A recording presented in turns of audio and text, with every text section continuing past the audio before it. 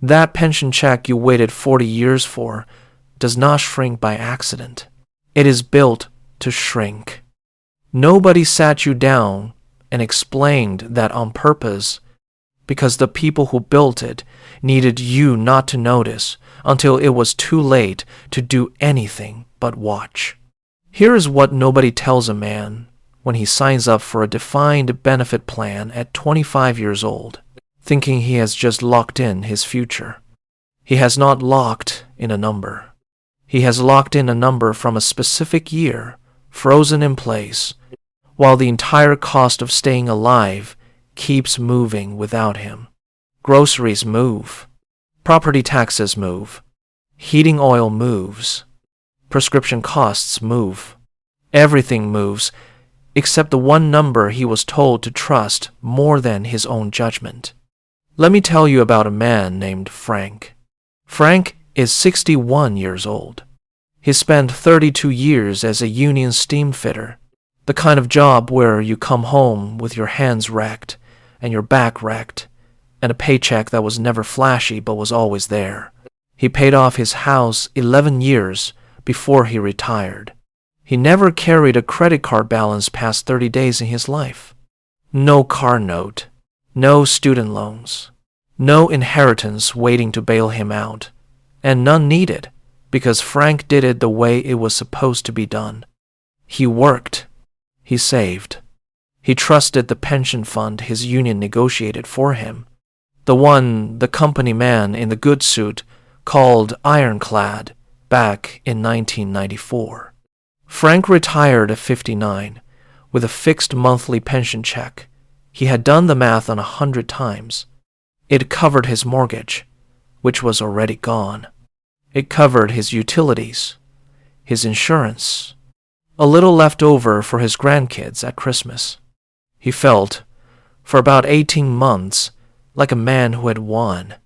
Then the check stopped winning, not because the number changed, because everything around the number changed while the number sat still, like a man standing on a dock, watching the water rise around his ankles, and being told the dock has not moved an inch, so technically he is fine. Frank's heating bill went up. His property tax went up. The cost of the medication he takes twice a day went up 3 separate times in 4 years. And his check, the one he was told was ironclad, stayed exactly, precisely, insultingly the same. That is the injustice sitting underneath this entire story. And if you are anywhere near retirement yourself, you already feel it in your stomach, even if nobody has said it to you in these words yet. The pension was never designed to protect your standard of living. It was designed to protect a liability on somebody else's balance sheet. Those are two very different jobs, and only one of them was ever actually being done. You were told a pension was security. What you were not told is that security and stagnation can look identical from the outside, right up until the year you realize your fixed income has quietly become a fixed sentence. To understand why this happens to disciplined men specifically, the men who did everything right, you have to go back to a moment most people remember only as a headline. 2008. The financial crisis. You lived through it. You do not need a history lesson about it. What you were probably never told is what happened next, inside the pension funds themselves. In the boardrooms, nobody was filming. In 2008, a pension fund manager in a mid-sized American city, we will call him Walsh, because men like him existed by the hundreds and none of their names made the news, sat in a conference room watching the fund he managed lose roughly 38% of its value in about 14 months. This was not a fund full of reckless bets. It was a public employee pension fund, the kind that promised firefighters and teachers and sanitation workers a guaranteed check for life, funded by contributions and by investment returns that were supposed to be conservative and steady. Steady stopped existing that year. The fund had been counting on returns of around 8% a year to stay solvent. For the retirees already drawing checks and the workers still paying in, instead, in 1 year, it lost close to $400 million in market value. And Walsh's job, the job nobody wanted that year, was to figure out how the fund would keep its promises with roughly a third less money to keep them with.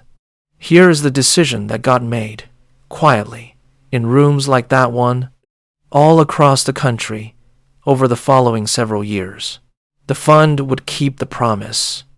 The check would still arrive, but the automatic cost of living adjustment, the yearly bump that used to help a fixed pension keep pace with inflation, that got frozen, capped, or in some plans, eliminated for new retirees entirely.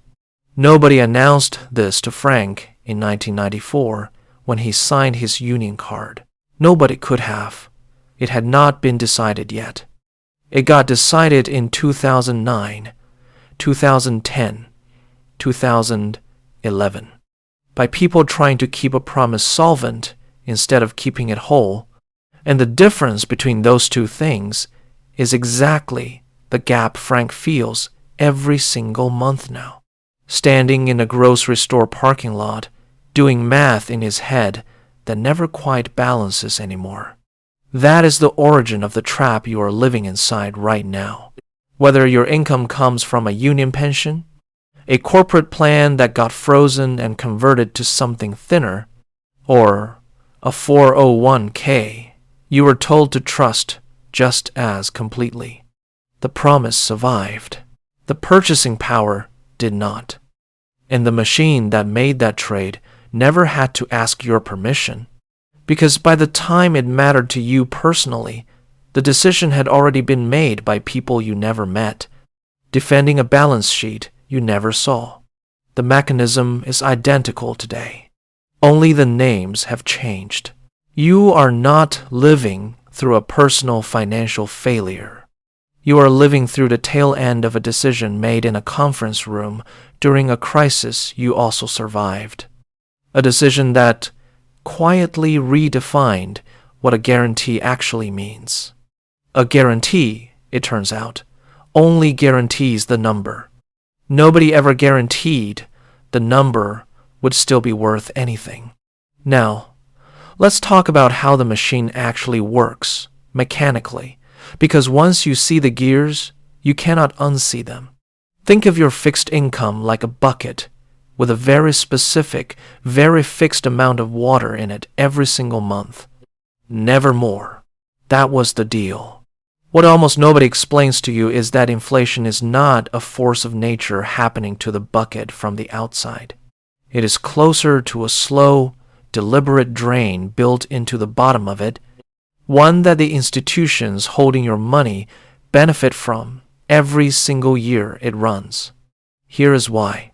The pension fund, the insurance company, the government program, all of them owe you a fixed number of dollars.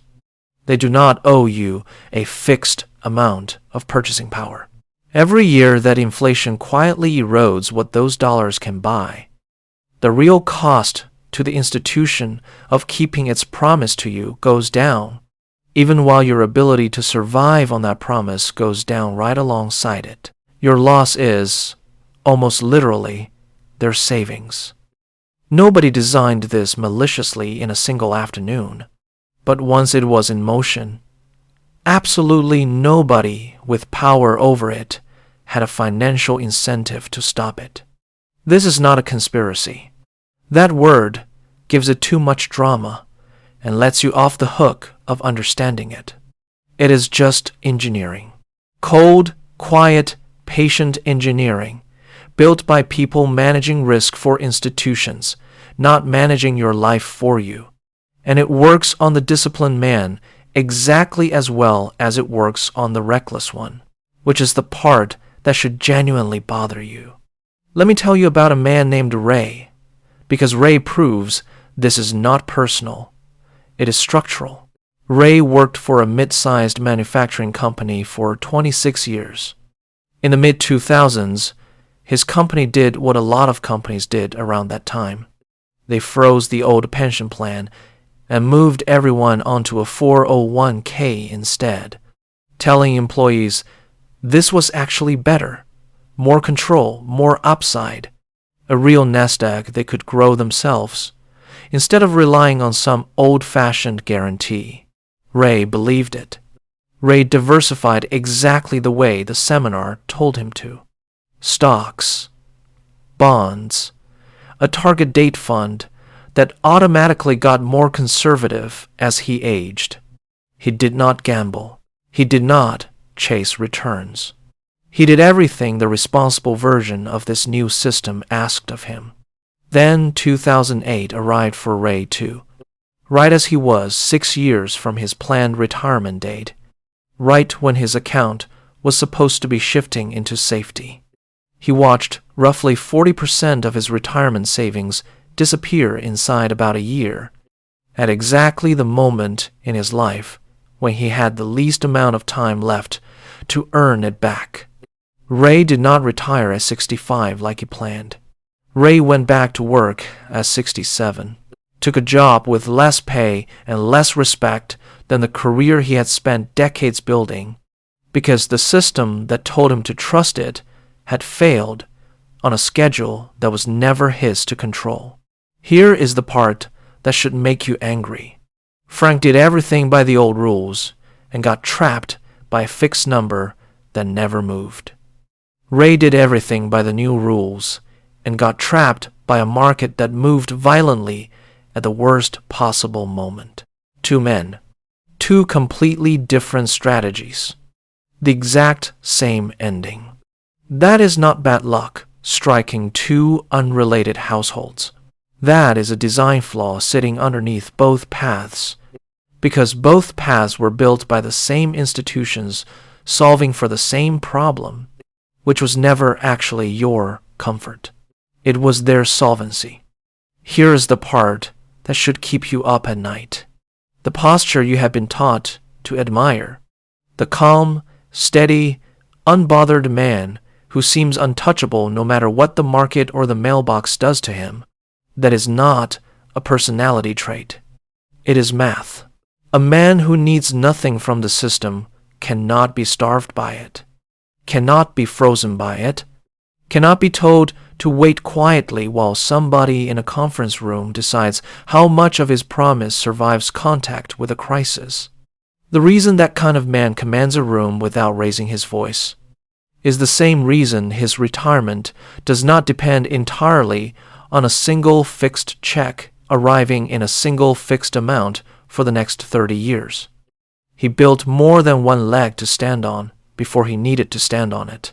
That is what neither Frank nor Ray had, through no real fault of their own. They had one leg each. A fixed pension for Frank, a market-dependent account for Ray. One leg, no matter how well built, will always be one strong gust away from a fall. The system does not need to defeat you outright. It only needs you standing on exactly one thing, so that when that one thing gets restructured in a boardroom you will never see, you have nothing left to catch you. You are watching this because some part of you already suspects your own retirement, however you have built it, is standing on fewer legs than you were told it needed. That instinct is not paranoia. It is you finally reading the fine print your younger self never got shown. So what do you do with a story like Frank's or Ray's once you understand the machine underneath it? You do not get a checklist. This is not a script that hands you 3 easy steps and calls it wisdom, because a man who has lived through what you have lived through already knows 3 easy steps were never the problem. The problem was never information. The problem was dependency. A single check, a single account, a single institution holding the only rope keeping you above water. Go back to Frank for a moment. He still gets his pension check every single month, right on schedule, exactly like he was promised. And every single month, that promise buys a little less than it bought the month before, and Frank has finally stopped being surprised by it. What changed for Frank was not the check. It was his understanding of what the check actually was. Not a finish line, not a reward for good behavior. A single fixed aging rope. And the moment he understood that, he stopped resting his full weight on it and started asking a harder, better question. What else can stand under me that nobody else controls? That question is the entire difference between a man the system can manage and a man it cannot. Not because he found a loophole, because he stopped needing the system's permission to feel steady. Choose more than one leg to stand on. Choose to understand exactly what a guarantee does and does not guarantee. Choose to stop mistaking a fixed number for a fixed future. Can't freeze a man who never depended on one check. Can't quietly restructure a promise he never fully trusted in the first place. Can't tell him to wait for a raise that isn't coming when he built a life that never needed permission to grow. That is not luck. That is not privilege. That is a decision made early enough or made right now, today, by a man who finally understands what his younger self was never told. The pension was never a finish line. It was a countdown, dressed up as a reward. And the men who understood that first were never the loudest men in the room. They were simply the ones who stopped waiting for the check to save them.